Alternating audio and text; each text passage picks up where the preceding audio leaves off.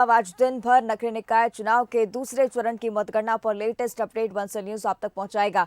5 नगर निगम, 40 नगर पालिका और 169 नगर परिषद में आज मतगणना होनी है। पहले चरण में आपको बता दें कि 11 नगर निगमों का फैसला हो चुका था, मतगणना हो चुकी थी और उसके बाद अब दूसरे चरण को लेकर बीजेपी को ज्यादा उम्मीद नजर आ रही है, क्योंकि 5 जो नगर निगम है उस पर बीजेपी काबिज रही है पिछले चरण के दौरान भी, और उस दौरान दूसरे चरण में भी जो पहले के मुकाबले हुए उसमें ज्यादा मतदान देखने को मिला है। वोट फीसदी हालांकि कम रहा पहले चरण का, लेकिन दूसरे चरण में जो वोटिंग प्रतिशत था वो बढ़ा था। कांग्रेस को भी दूसरे चरण में सफलता की उम्मीद साफ नजर आ रही, क्योंकि वोटिंग परसेंटेज पहले चरण के मुकाबले दूसरे चरण में ज्यादा रहा था।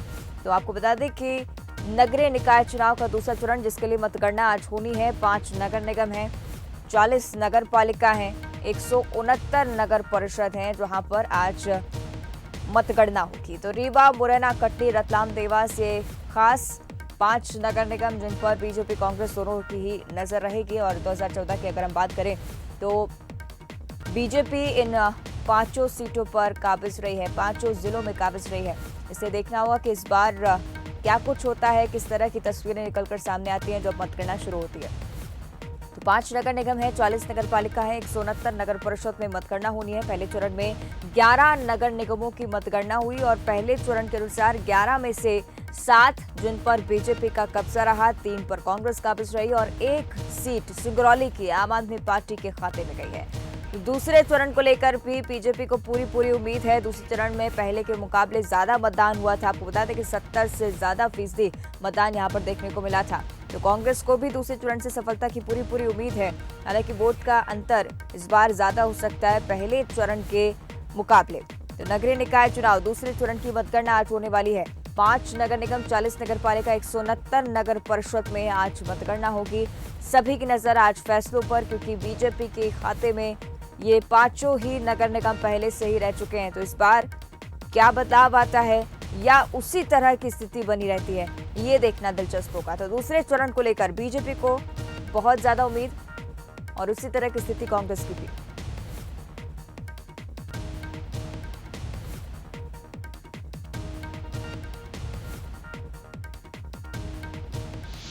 चलिए अब सीधे हम रुक करेंगे देवास का। हमारे साथ अमिताभ शुक्ला मतगणना केंद्र से हमारे साथ लाइव जुड़ रहे हैं। अमिताभ, क्या कुछ स्थिति वहां पर, मतगणना कब से शुरू होगी और किस तरह से प्रक्रिया आगे बढ़ेगी?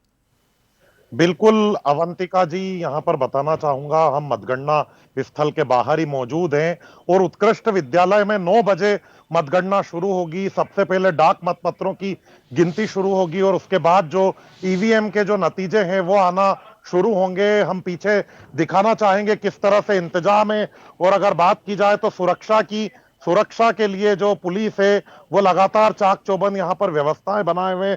इसके अलावा अगर बात की जाए तो अनाधिकृत कोई भी व्यक्ति है उसका प्रवेश यहाँ पर प्रतिबंधित किया गया है। मोबाइल ले जाना, जो मतगणना स्थल तक जो मोबाइल है वो उससे ले जाना प्रतिबंधित किया गया है। तमाम इंतजाम पूरे हो चुके हैं। और अगर बात की जाए देवास में राजनीतिक बात की जाए तो बीजेपी और कांग्रेस के बीच मुकाबला है, लेकिन जो निर्दलीय वो भी दोनों का समीकरण बिगाड़ सकते हैं। यहाँ पर भाजपा से गीता अग्रवाल और कांग्रेस से विनोदनी व्यास मैदान में है। और इसी के साथ अगर बात की जाए तो जो मनीषा चौधरी हैं, पूर्व कांग्रेस नेता की जो बहू हैं, वो मैदान में हैं। उन्हें कितने वोट मिलते हैं ये भी चीज तय करेगी कि देवास का अगला महापौर कौन होगा। इसी के साथ 45 वार्ड पार्षदों के लिए भी मतगणना 9 बजे यहां पर शुरू होगी।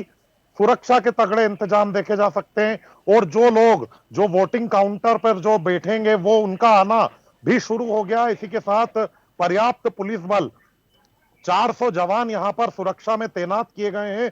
3 लेयर की सिक्योरिटी है अवंतिका जी। और अगर बात की जाए तो 8 राउंड में ये पूरी मतगणना पूरी होगी। तमाम जो आप पीछे देख सकते हैं, काफी ये जो लोग जो दिखाई दे रहे हैं मतगणना से जुड़े हुए जो कर्मचारी हैं या कहें जो राजनीतिक दलों के जो अभ्यर्थी हैं वो यहां पर पहुंचे हैं।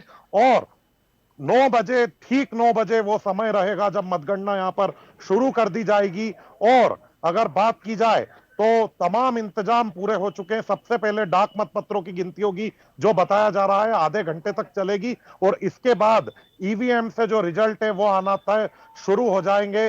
देवास का अगला महापौर कौन होगा ये चीज आज तय होगी। और 45 वार्डों में पार्षद कौन होंगे देवास नगरी निकाय सीट की अगर बात की जाए तो तमाम दिग्गजों ने भी यहां पर प्रचार किया, जमकर पसीना बहाया। खुद CM Shivraj Singh Chouhan road show करते हुए नजर आए। पूर्व सीएम कमलनाथ ने अपनी सभा की। राजनीतिक दल भी अपनी अपनी जो है प्रचार में जुटे हुए नजर आए।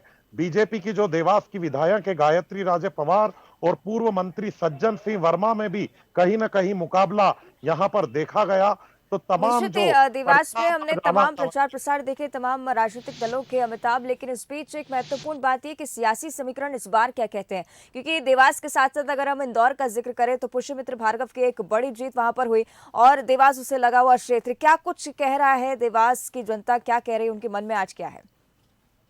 बिल्कुल, देवास से लगे हुए क्षेत्रों की बात करें तो उज्जैन और इंदौर यहां से करीब हैं, 35-35 किलोमीटर की दूरी है।